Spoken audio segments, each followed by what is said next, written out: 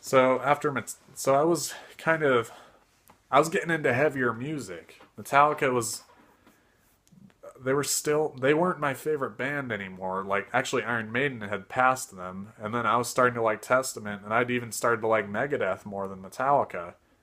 Maybe even the band Machine Head. Oh, and not to forget Ghost. So Metallica was starting to fall down the totem pole for me. And I still liked them, but it's just I was getting into other music, and now they're probably in my like top 20, but we'll get to that later. So then, anyways, I'm starting to advance up the ranks of metal, getting into like heavier metal, Lamb of God, and then then I actually start to dabble in death metal and its various subgenres. I believe my first death metal album I got was L'Enfant Sauvage by Gojira. Um, I thought that was killer. That was the heaviest album I had at that point. And then I eventually started to get heavier stuff. Behemoth, Entombed AD. And then so I just started advancing up the ranks. And then Metallica was just they were just, people would always talk about them. And I was just like, there's so much more music out there. Why are you just stopping at Metallica? And like, this was a band that I loved, but they were just like, I was just finding more music that I liked more. And then I just started so yeah, and then we get up to this year when I'm actually like into death metal now, like that's probably that's like my main subgenre, and Testament became my favorite band.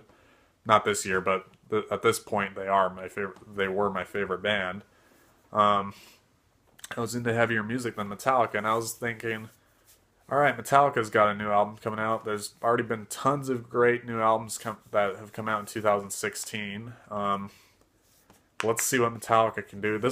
And so at this point, I had every studio Metallica album, but then when the new Metallica album came out, they've posted all the songs as music videos on YouTube. So I was like, I'm just gonna listen to these. Actually, before that, there was the song that came on the radio, Hardwired, and Moth into Flame, and then Atlas Rise. I think that, yeah. So let's get to that. When I heard Hardwired, I thought it was probably the worst Metallica song. Maybe not the worst, but it was the most generic sounding song I'd ever heard, and the lyrics were so childish coming from a professional band. Then I just that just killed the like whole thing for me. I heard Hardwired and I was like, this band has nothing left in the tank. Like, there's nothing left for that to come out of them.